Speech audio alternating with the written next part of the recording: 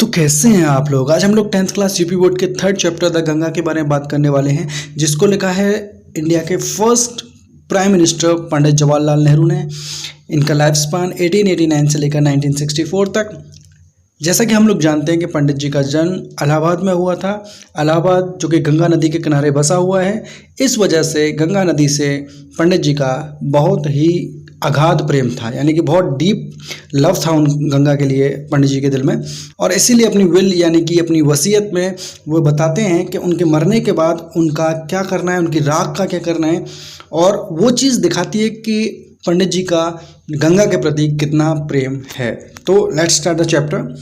I have received so much love, यानी कि अब पंडित जी बोलते हैं कि मैंने बहुत सारा प्रेम प्राप्त किया है। रिसीव माने प्राप्त करना, एंड अफेक्शन। अब यहाँ देखने वाली बात यह है कि लव और अफेक्शन एक ही बात है। तो कहते हैं मैंने बहुत सारा प्यार प्राप्त किया है फ्रॉम द इंडियन पीपल, भारतीय लोगों से। That nothing that I can do, और ऐसा कुछ भी नहीं है जो मैं कर सकता हूँ, can repay even a small fraction of it.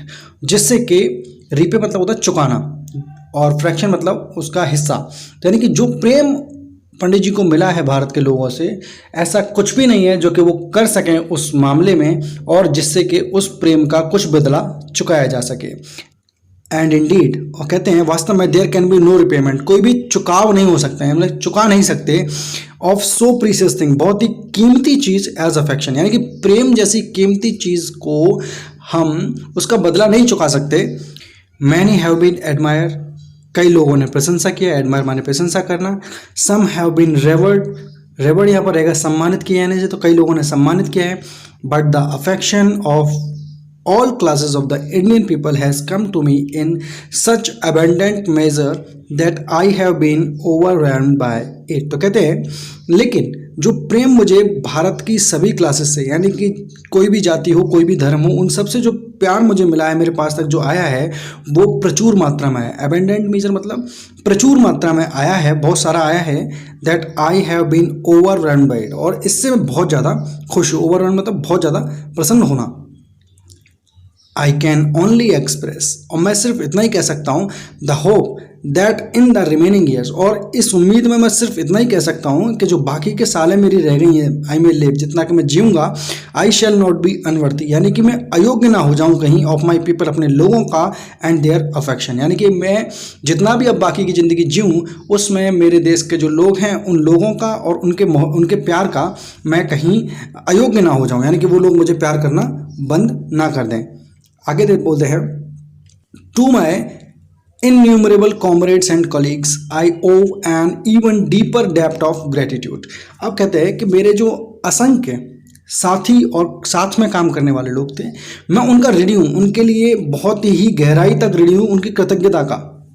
We have been joint partners in great undertakings, और हम लोग साथ में हमने काम किया है, बहुत बड़े बड़े काम किए हैं, अलग डिफरेंट टाइप के जो काम किए हैं उसमें। And have share the Trump's, और हमने बांटे हैं ट्रम्प्स मतलब विजयों को, एंड सोरोज और दुखों को, यानी कि हम दुख और जीत में साथ रहे हैं। हमने बहुत सारे काम, महान काम साथ में किए हैं। विच इनएविटेबली अकम्पनी दैम, यानी कि जो दुख और जो जीत हमने साथ में बांटी हैं, वो चीज़ निश्चित रूप से, अनिवार्य रूप से अकम्पनी दैम, उन्हीं के साथ में है।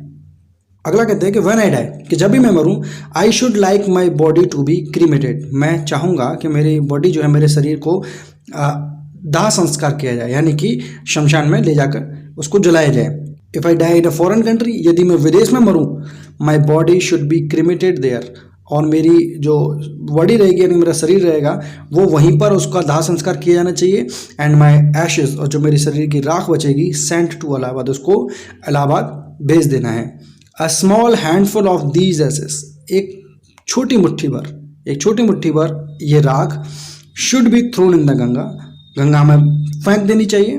And the major portion of them, और उस राख का बड़ा हिस्सा, मेजर पोर्शन मतलब बड़ा हिस्सा, disposed of in the manner indicated below, वो ख़त्म किया जाना चाहिए, ऑफ इन द मैनर, उस तरीके से इंडिकेटेड बिलो, जैसा कि नीचे बताया जा रहा है।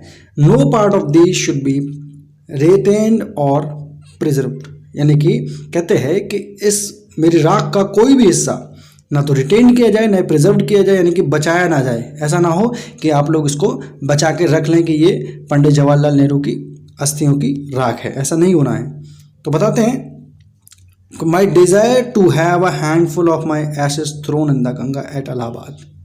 मेरी जो इच्छा है, जिसमें कि मैं कहता हूँ कि मेरे जो राख है उसको मुट्ठी भर राख कहाँ फेंकनी है, गंगा में, इलाहाबाद में गंगा में फेंक दीजिए। हैड नो रिलीजियस सिग्निफिकेंस, इसका कोई धार्मिक महत्व नहीं है। सिग्निफिकेंस मतलब महत्व, इसका कोई धार्मिक महत्व नहीं है। ऐसा नहीं कि मैं हिंदू हूँ या इसलिए मैं ऐसी बात बोल रहा हूँ। तो वो कहते हैं मेरा ऐसा कोई धार्मिक महत्व नहीं है। So far as I am concerned, मैं तो सिर्फ चिंतित हूँ ये बात को कि भाई ऐसा मेरे साथ होना चाहिए, क्योंकि मैं ये चाहता हूँ ऐसा होना। I have no religious sentiment in the matter, और इस मामले में मेरी कोई धार्मिक भावना नहीं है। I have been attach to the Ganga, मैं तो गंगा से अटैच्ड हूँ, मैं गंगा से जुड़ा हुआ हूँ। And the Jamuna reverse in Allahabad ever since my childhood, मैं तो गंगा और जमुना से अपने बचपन से ही इलाहाबाद में जुड़ा हुआ हूँ। यानी कि जब से मैंने होश संभाला है तो गंगा और जमुना को साथ देखा है, तो इसलिए मैं इन दोनों से बहुत ज़्यादा अटैच्ड हूँ। As I have grown older, जैसा कि मैं बड़ा हुआ हूँ, this attachment has also grown, और ये जो बदलाव है मेरे बड़े होने का, इसमें क्या हुआ है कि मैं गंगा के प्रति और ज़्यादा जो मेरा अटैचमेंट यानी कि जो उससे जुड़ाव था वो भी ऑल्सो ग्रोन मतलब बढ़ गया है। I have watch their varying moods, मैंने उनके डिफरेंट वेयरिंग मतलब अलग अलग मूड्स देखे हैं, उनका गंगा का अलग अलग मूड देखा है मैंने। एज द सीजन चेंज, जब जब मौसम बदलता है।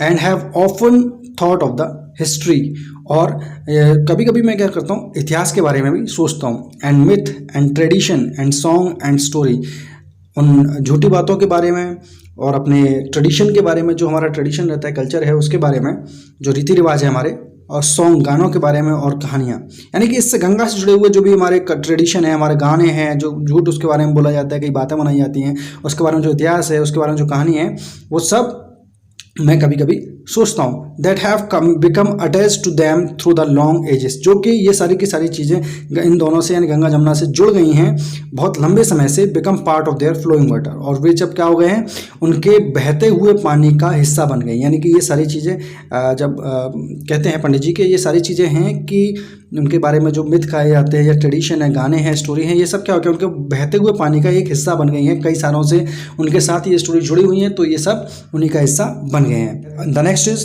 The Ganga specially is the river of India. कहते हैं जो गंगा है वो मुख्य रूप से भारत की नदी है। बिलव्ड ऑफ हर पीपल, यानी कि जो उसके लोग हैं उनको बहुत ज़्यादा प्रिय है। राउंड विच, जिसके चारों ओर, आर इंटरवेंड, यानी कि मिश्रित हैं, यानी कि मिले हुए हैं या गुथे हुए हैं। क्या गुथी हुई है, हर रेशियल मेमोरीज, यानी कि उसकी नस्लीय या जातीय यादें, है ना, जो लोग हैं उनकी जातीय यादें उससे जुड़ी हुई हैं। हर होप्स, उनकी उम्मीदें जुड़ी हुई हैं। एंड फियर्स, उनका डर जुड़ा हुआ है। हर सॉन्ग्स ऑफ ट्रम्प, यानी कि उसकी विजय के गीत। हर विक्ट्रीज, उसकी विजय। एंड हर डिफीट्स, और उसकी हार, यानी कि गंगा से लोगों की ये सारी चीज़ें जुड़ी हुई हैं। She has been a symbol of India's age long culture and civilisation. तो कहते हैं कि जो गंगा है वो एक प्रतीक है भारत की एक बहुत लंबी सभ्यता और परंपरा का। एवर चेंजिंग, जो कि हमेशा बदलती रहती है। एवर फ्लोइंग, हमेशा बहती रहती है। And yet ever the same Ganga, लेकिन फिर भी वो सेम गंगा, यानी कि जो गंगा वो पहले थी वो गंगा हमेशा ही रहती है। गंगा बदलती नहीं है, हमेशा बहती रहती है, हमेशा और बदलती भी रहती है। तो यही है। तो आगे देखते हैं। She reminds me of the snow covered peaks and the deep valleys of the Himalayas. तो अब पंडित जी कहते हैं कि मैं जब भी गंगा को देखता हूँ तो मुझे याद दिलाती है। वो क्या दिलाती है, स्नो कवर्ड पीक्स, यानी कि बर्फ से ढकी हुई चोटियाँ, पहाड़ की चोटी जो होती है उसको पीक्स बोलते हैं। एंड द डीप वैलीज, और गहरी खाइयाँ ऑफ हिमालय, यानी कि हिमालय की गहरी खाइयों का और बर्फ से ढके हुए चोटियों का मुझे याद दिलाती है। Which I have loved so much, जिनको मैं बहुत ज़्यादा प्रेम करता हूँ। And of the rich and vast plains, और बहुत ही धनी यहाँ पर उपजाऊ से है, और बहुत ही बड़े बड़े मैदान, उन मैदानों की मुझे याद दिलाती है। बिलो, नीचे की ओर जो मैदान है गंगा के, where my life and work have been cast, जहाँ पर कि मैंने अपनी ज़िंदगी और काम किए हैं। यानी कि अब गंगा के किनारे जितने भी मैदान हैं, बड़े बड़े मैदान हैं जो पैदावार में अच्छे हैं और बहुत ही बड़े हैं, वहाँ पर मैंने बहुत सारे अपनी ज़िंदगी के काम किए हैं और अपनी ज़िंदगी भी गुजारी है। तो मुझे बहुत ज़्यादा वो चीज़ें प्यारी हैं। Next is smiling and dancing in the morning sunlight. अब गंगा के बारे में बताते हैं कि गंगा जो है सुबह की रोशनी में, जब सुबह सूरज की रोशनी पड़ती है तो कैसी लगती है, स्माइलिंग एंड डांसिंग, यानी कि मुस्कुराती हुई और नाचती हुई। एंड डार्क एंड ग्लूमी, बहुत ही ज़्यादा अंधेरी और उदास, ग्लूमी यहाँ पर उदास रहेगा। एंड फुल ऑफ मिस्ट्री, रहस्यों से भरी हुई। As the evening shadows fall, जब शाम होती है तब मेरे को वो गहरी लगती है और उदास लगती है, रहस्यों से भरी हुई लगती है। लेकिन सुबह की जब रोशनी पड़ती है उसके ऊपर तो वो मुस्कुराती हुई, डांस करती हुई लगती है। अ नैरो, एक सकरी, slow and graceful stream in winter, एक जब सर्दियाँ आती हैं तो बहुत सकरी हो जाती है, बहुत धीमी हो जाती है, स्लो यहाँ पर है, एंड ग्रेसफुल, और बहुत ही मन भावन। ग्रेसफुल मतलब होता है कि बहुत ज़्यादा सुंदर पानी की धारा वो बन जाती है सर्दियों में। And a vast roaring thing, और एक बहुत बड़ी गड़गड़ाती हुई, गरजती हुई चीज़ बन जाती है। कब? ड्यूरिंग द मानसून, जब बरसात होती है तब।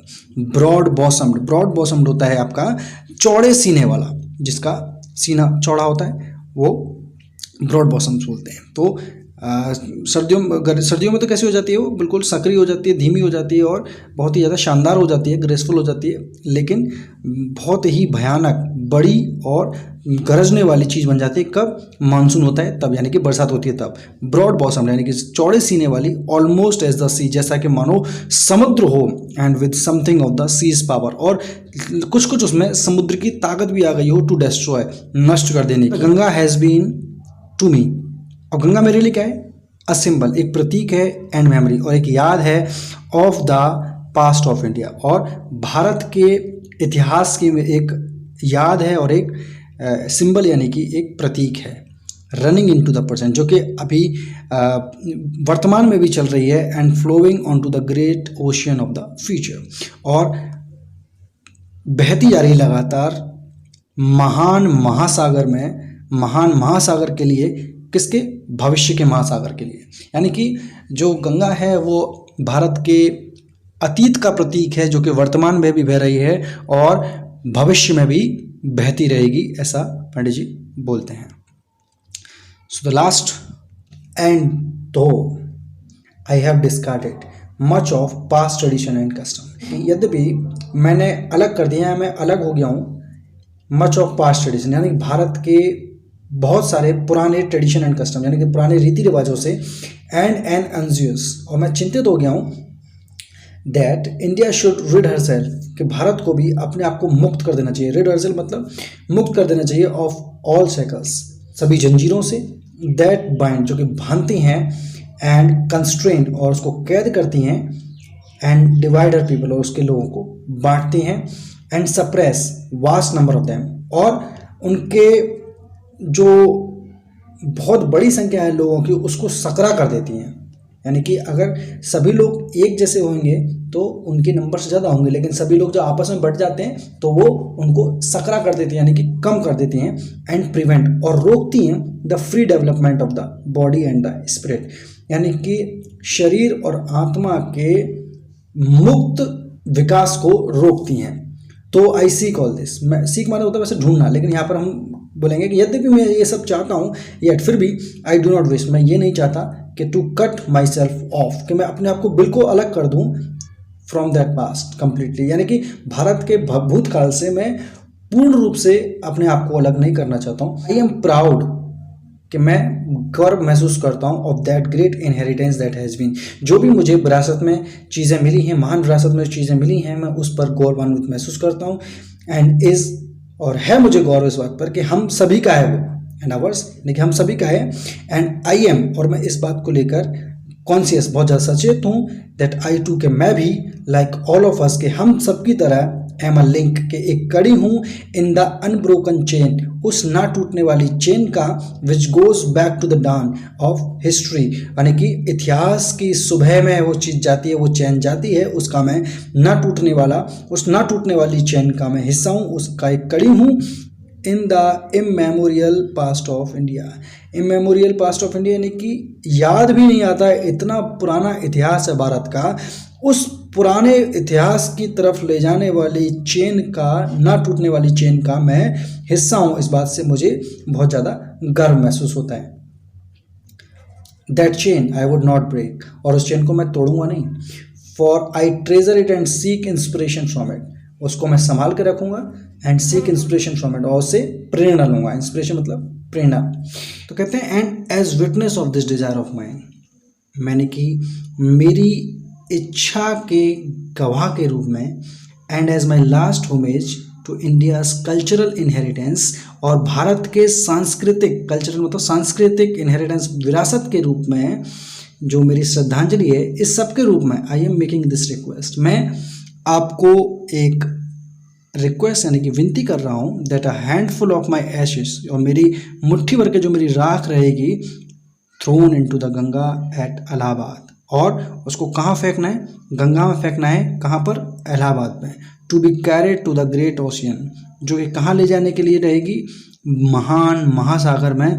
दैट वॉसेस, जो कि धोते हैं इंडियाज शोर्स, जो भारत के किनारों को धोती है ओशियन, उसमें पहुंच जाएगी जब आप मेरी मुट्ठी भर राख को गंगा में डाल देंगे। The major portion of my asset should however be disposed of otherwise, और मेरे जो राख का बड़ा हिस्सा है उसको किसी दूसरी तरीके से उसको डिस्पोज यानी कि ख़त्म करना है, नष्ट करना है। I want these two be carried high up, मैं चाहता हूँ कि उस बड़े हिस्से को कैरिड हाई अप यानी कि ऊपर की ओर ले जाया जाए, इनटू द एयर, हवा में, इन एन एरोप्लेन, एक जहाज में, एंड स्कैटर्ड, और उसको बिखेर दिया जाए या फैला दिया जाए, from that high over the fields, उस ऊंचाई से ओवर द फील्ड्स यानी खेतों में, मैदानों में, उस राख को जो बड़ा बचा हुआ हिस्सा है उसको ऊपर हवा में ले जाकर हवाई जहाज में नीचे खेतों में फैला दिया जाए।